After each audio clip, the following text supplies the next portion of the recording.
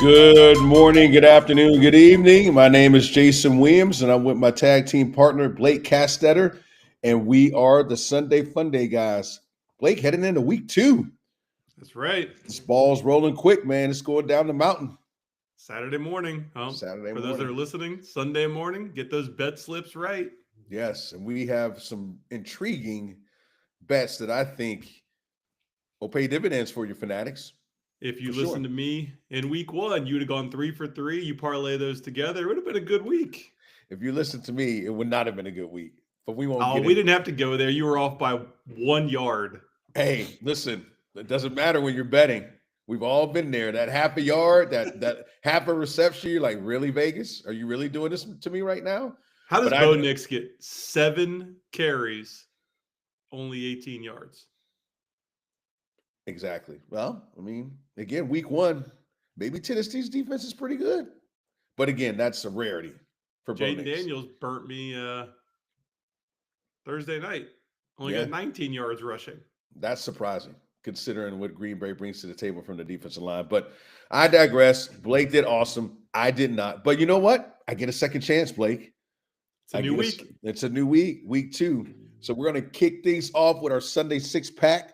Again, folks, these are bets that we feel strongly about. There's no locks, and we'll keep mentioning that. But we've done some research, both of us, and we picked 3 separate bets, 3 each, that we think potentially could pay dividends for you if you're a betting person.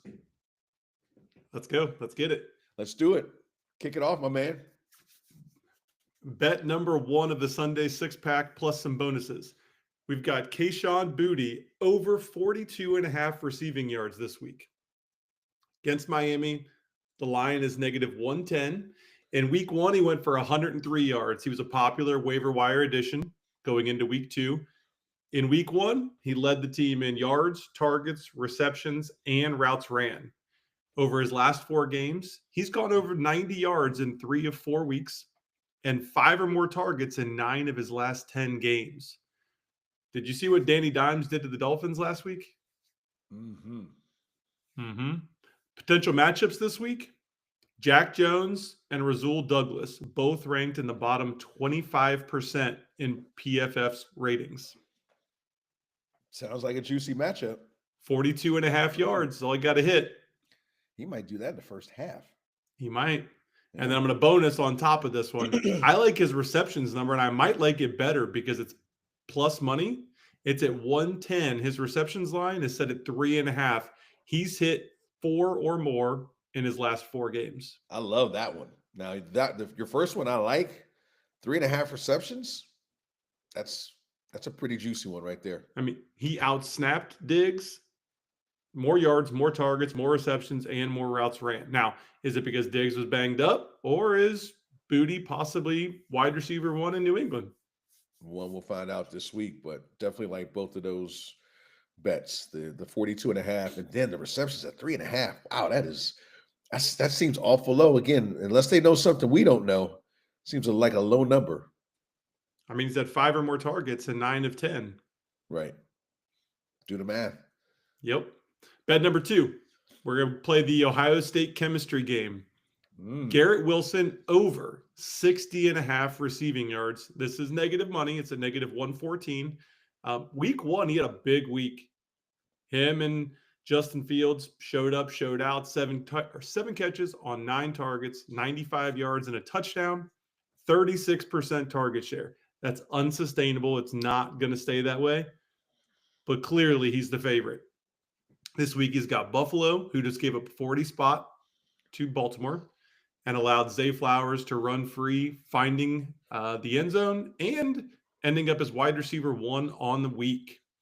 Wilson's projected to line across from Dorian Strong, who graded 85th out of 95 qualifying cornerbacks on PFF in week 1. Woo! Everything's aligning for another big week for Garrett Wilson. Yeah, they seem to I don't know if it's going back to their Ohio State days, but again, watching the Pittsburgh game, definitely was some chemistry. I don't know if, and again, if you're looking at Justin Fields, has he ever had a receiver like Garrett Wilson? Looking back over his career, I mean, no. And again, like he's been dealt a raw deal, but I think the Jets are doing right by him, and they've definitely have that connection. You saw that early and often against the Steelers. You're right. He has never had a true wide receiver one. Right. And you said career, 4 years. Small sample Small size. sample size, right. But nonetheless, Chicago, no. Pittsburgh, no. I think Garrett Wilson is in line for a big game, and the numbers bear it out. I mean, ranked 85th out of 95? Ooh. If that's how the matchup plays out, I mean, that's trouble. I don't know how you get, okay, let's say he gets down to 65. I mean, that's still not very good. Right. Still not very good. My third one, I'm going back to the well in Detroit.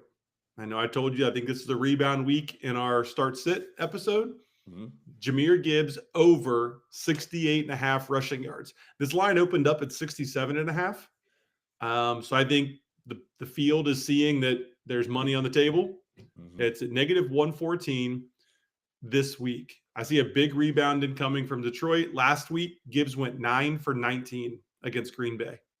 Ooh. Now, looking back after 2 weeks, Green Bay has had 47 rushes, and they've allowed 93 yards total. That run defense is looking really good. So small sample size for Gibbs, but rebound incoming. Which, again, when you start the season, you have no idea. Like, nobody even talked about Green Bay's defense. Obviously, they had Micah, but it was all about getting to the quarterback. Everything was about the offense, the receivers, Jordan Love, But now you bring that offense with that defense, and if the defensive line continues to play like they are and giving up that amount of rushing yards, which is nothing, Green Bay is going to be formidable. But again, now Gibbs faces the Bears, and we saw what the Vikings did to them last week, especially in the second half. Detroit's at home. All the makings of him getting off to a much faster start than he did last week. Without question. Yeah. The Bears gave up 120 on 26 to Minnesota. The last 2 times Gibbs has faced the Bears, he went for 109 and 87. The Bears are looking like they're going to be without Grady Jarrett and TJ Edwards this week as well. Oh, that's big. So I think this is a buy low opportunity for Gibbs in week 1 and get in while the getting's good. I like it. Because this number is going to go up. Oh, yeah. I like it. Yeah, get it now if you're listening today or even in the morning. Check it out early in the morning to see where it's at, because I have a feeling, to Blake's point, seems awful low for Gibbs with his history against the Vikings. Yep. I like him, Blake. All right, let's hear yours. Where are we going? You think you can go 3 for 3 this week?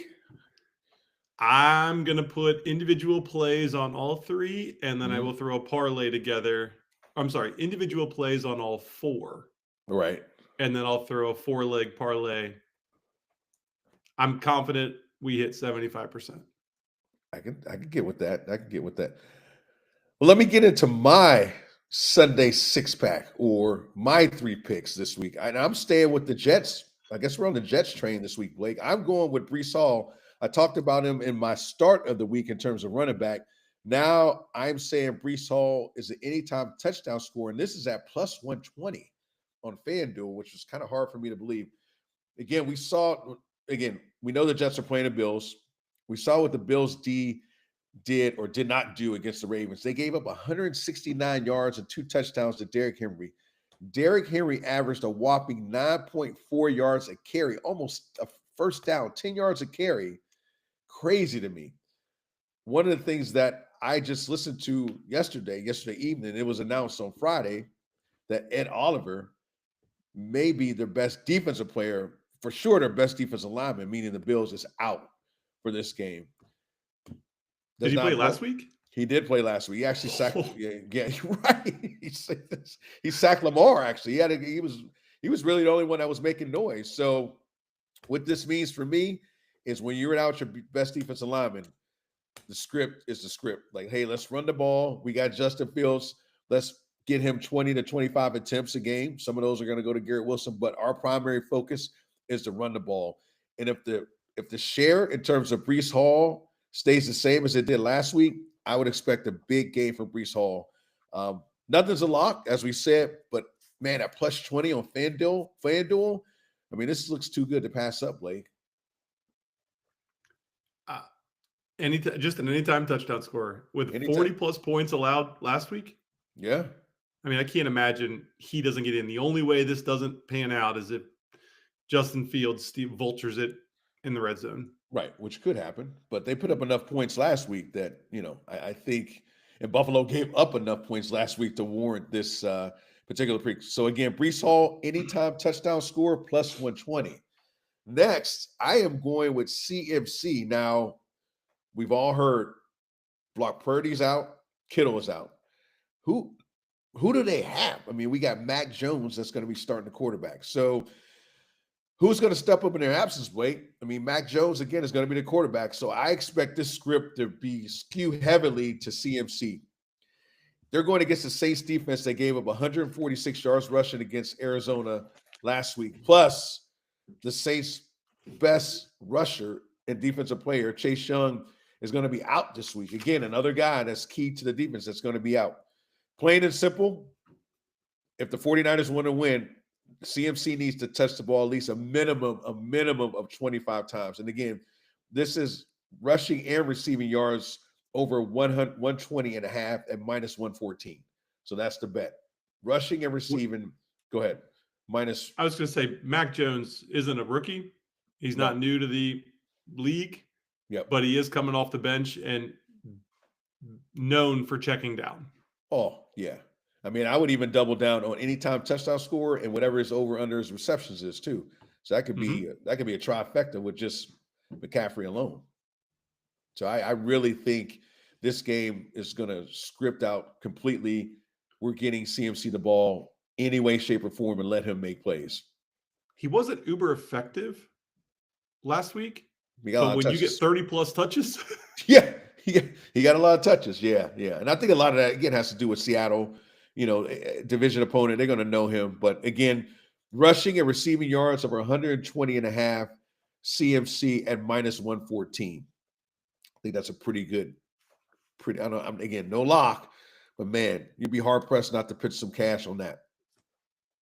All right, what do you round it out with? Lastly, I have a double pick, and this one I did some research on this one. This is a pretty good one. So I have both Josh Allen and Justin Fields going over their rushing totals for this week. The over for Josh Allen is 34 and a half at minus 114, and for Justin Fields, the over is 43 and a half yards at minus 114. Again, this game, we've talked about it. We've got other players that are starting, we're betting on. This game features two of the best running quarterbacks in the league over the last several years. Since the beginning of the 2022 season, Blake, Justin Fields ranked second in rushing yards behind Lamar Jackson at 2,089.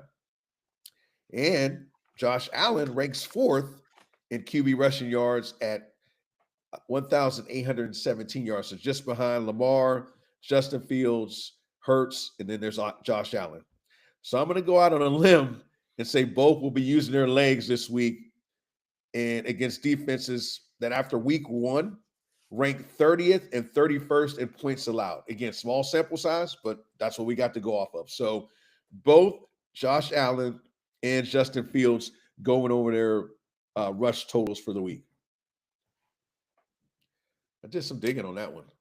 I like it. You're taking a page out of my book with all those numbers. Yeah, man. This one, I feel pretty good about this one. Again, the defense, small sample size. Man, it totally makes sense that these guys are going to be using their legs because, that's what they've done over the last several years. We shall see. I do like quarterback rushing lines. I do too. Come on, Bo Nix. You let me down last week. I know. All right, crazy. So a couple more lines that you and I found that we like. I'll go first. Calvin Ridley over 4.5 receptions at negative 114. So last week he had Denver's defense and Pat Surtain covered him the majority of the time. He still had 8 targets. He still had 4 catches. This week, the line is 4.5 receptions, and I think they're going to open up the playbook a little bit more for Cam Ward. I think they might see him throw a little bit more. So if he gets his 8 targets, I think he hits 5 catches in a much easier matchup this week. Agreed. I think again, to your point, Pat Surtain was out there last week. I think he has a way better matchup against the Rams this week. I think Cam Ward settles in after week 1 playing on the road. He's at home, probably much comfortable. I think this is a good potential bet at 4.5 receptions, especially for Calvin Ridley. Yep. Staying in that same game and on that same concept of opening up the playbook a little bit, I think Tony Pollard under 17.5 rush attempts. And a couple factors led me to this, one of which being Cam Ward. They're probably going to open up the playbook a little bit. It's week 2. They were pretty conservative week 1. In week 1, though, it was a close game. It never got past a 1-score game until the very end. So they were always in it. There was never a negative game script, and he only toted the rock 18 times. Looking like it's going to be a negative game script this week with the Rams being favored by 5.5 and opening up the playbook a little bit more. I don't see Tony Pollard getting to 18 carries. Highly unlikely. I think his touch is probably split between rushing and receiving, just because of the matchup. But yeah, that's an awful lot. 18 rushes. Yeah, I don't necessarily see that happening. But that's one of those ones that's probably going to be close, like really close, in terms of hey, what does the game look like? Like we think it could be a low-scoring game. What if the Titans jump ahead? What if the Rams are, playing catch up, or what if the Titans are playing catch up? That changes everything. So definitely one to keep an eye out for. But one that's a pretty good bet. Any of these lines that you like? I actually like your Keon Coleman. And I'll get into that. Keon Coleman over 3.5 receptions at -105. It looked good last week. That's your guy. You called it. I'll give you credit where credit is due, buddy. I'm gonna give you clapping hands on that one. You called Keon Coleman, and it makes sense. Who else? You got Shakir, but again, they need that explosive threat on the outside. And Keon Coleman stepped up last week. Again, small sample size. Ravens defense may not be the best, but he was going against Humphrey. I mean, Humphrey's one of the better corners in the league. So again, 3.5 receptions. Last week he had 8 catches for 112 yards and a touchdown. The Jets this week, and they gave up 4 touchdowns to Aaron Rodgers. I am a little concerned about Sauce. Let's not forget about Mr. Gardner. I don't know how that's going to shake out in terms of, is he going to follow him? I don't necessarily. I don't know if he followed DK. He did not. I got it right this week. I said DK. You did. It's not decaf? No, not decaf. I don't know if he followed him, but nonetheless, I think because of the way this game is shaping to be a high-scoring affair, I think Keon Coleman is a pretty good bet to get over 3.5 receptions. Yeah. Sauce did not shadow. Yeah. Sauce did not. I don't think he allowed a catch to DK, but he did not shadow. Or maybe he did one catch for like 11 yards, I think. Yeah, I think you're right. Yeah, as I watched the game, I noticed that he was playing on one side and never followed him completely. Guys don't do that anymore. There's no primetime Deion Sanders out there anymore. They just cover a specific space. But I do like this bet at 3.5 receptions. I see you have a bold bet. Yeah. Yeah. Joe Burrow to pass for over 350 yards at plus 476. That's a line I like, but it's bold. He's hit over 350 in 4 of his last 10 games. And I don't know if you watched how much you got to watch of the Jags and Panthers game, but the defense didn't look very good for Jacksonville. In fact, it was graded lower than the Cincinnati Bengals defense in week 1. I see this again being a high-scoring affair, and the line opened up at 49.5. There might be a lot of throwing, and in that case, I see Burrow. I mean, take a stab at it. It's plus 476. Throw some money. Throw a few dollars at it. Yeah. Yeah. Be a fun one to watch. Well, obviously, the Bengals won last week, but it was not a pretty affair offensively. And I think Joe, while happy, he's Joe Burrow, and he's not happy unless their offense is doing well. So with that being said, 350 yards, awful lot. But there's only a handful of quarterbacks you would even take this bet on. And Joe is probably the top one. I mean, he led the league in passing yards last year. So and 40% success rate hitting that number in the past 10 games. Yeah. Sounds like he's got the weapons to do it too. Yeah, he's going to want to get off to a fast start because, again, they were slow last week. Jamar and T really didn't do anything. The tight end position did nothing. I mean, Chase Brown was really the only guy who had some firepower last week for the Bengals. So, bold bet, but honestly, I don't think it's that bold, knowing what we know. Yeah. I saw a stat this morning. The Bengals were held to 7 yards of offense in the second half. Can you believe that? 7. I saw that earlier in the week. I was like, if you would have told somebody that and said the Bengals would have won, you would have said, no, there's no way, and they're going to get demolished by the Browns. But week 1, some crazy things happened. The Bengals defense actually showed up. It showed out. Yeah. Now we get the Jags. Yes. And now we get week 2 late. What are late again, Jason? Just for those that are new to the cast. We've all been out on the scene, out and about. And then, sometimes you pick up a person that you're not, or something that you might not want your friends to know about. So these are guys that we think could be secretly stashed, maybe not secretly, but maybe your friends don't know about, and maybe you don't want to tell them about. And that's what the definition of a late is, more or less. We can go. It's our spin on sleepers for the week. Yeah, we can go deeper, but I think that's sufficient enough. But I'm looking at a couple of your lates, and those are interesting. Yeah, so Darnell Mooney was marked as active this week. And I'm not saying start him yet, but I don't imagine that he's going to be on waiver wires past this week. No. He should most likely will be the top waiver wire pickup this week, because how quickly we forget due to injury how impactful he was. He was a starter in 75% of weeks last year. Mm-hmm. Yeah. Like some weeks he was outscoring Darnell or Drake London. Yeah. It was week to week who was going to pop off. Mm-hmm. And Drake London's hurt. Yep. He's banged up with the shoulder. I know you like Pitts this week, but also Mooney could be a sneaky play as well, especially in DFS.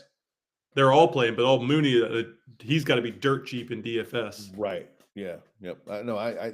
Mooney, and again, if you got a guy, you can keep him you can obviously stash him, but if you got like Xavier Worthy, let's say, who's hurt, this might be a good fill-in until he comes back for your team.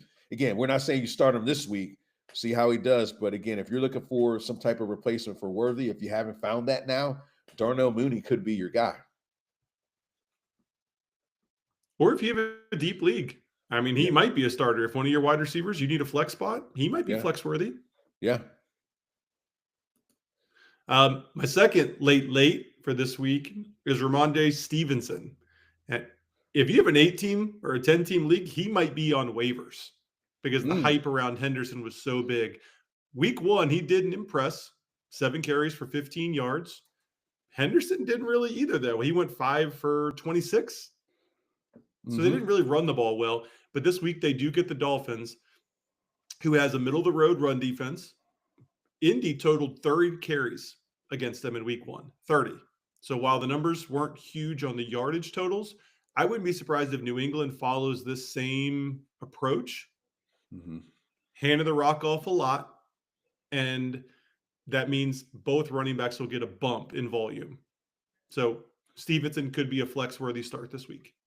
Hey, he's still a running back and a serviceable running back. Like, we made all this hype about Henderson, but again, Stevenson was the guy for the Patriots last year. And, the Patriots don't necessarily just throw guys out to the road. They're gonna use both of them, and they've been known to do it. I mean, how many years has it been a running back by committee in New England? We were talking. I mean, I think Corey Dillon was really the only person they ever had that was a number one. I was going to say all the way back to Corey Dillon. Yeah, that's a long time ago, folks. So again, if you're looking for running back help, I mean, we had an injury in Thursday night's game with Austin Eckler. He's done. And if Stevenson's out there, definitely one you might want to consider picking up and holding for a little bit. See how it all shakes out. Yeah. Yep. So I do have one last late, and it's Quinshon Judkins. We got the word this morning that he's set to make his NFL debut this week. Again, we know this backfield is muddy. This is a muddy backfield. You got 3 guys. You don't know how things are going to shake out. But I think now that off the field issues have been resolved, I believe Quishon and Dylan Sampson will be the 1-2 punch that the Browns wanted when they drafted them both. I think our buddy Ford is maybe on the outside looking in sooner than later. The muddy water is becoming more clear. That's usually what happens. Yeah. Yeah, that's usually what happens. I mean, you didn't know Sampson was what he was going to do, and they actually gave him the ball a lot. I don't have the stats in front of me, but he definitely outcarried Ford. Not to say Ford isn't serviceable, but the Browns definitely see something in these two rookies, or they wouldn't have drafted him. Ford had a good start to the game. Yeah. With 5 carries right out of the gate, 5 touches. Yeah. But ended the game with 7. Sampson took over, and they kept Sampson with the hot hand. And if you looked at the way Sampson ran and the way Ford ran, there was a distinct difference. And now it'll be interesting to see how they fit Junkins into this whole scenario. I mean, this is a real interesting backfield. Nobody knows how it's going to play out.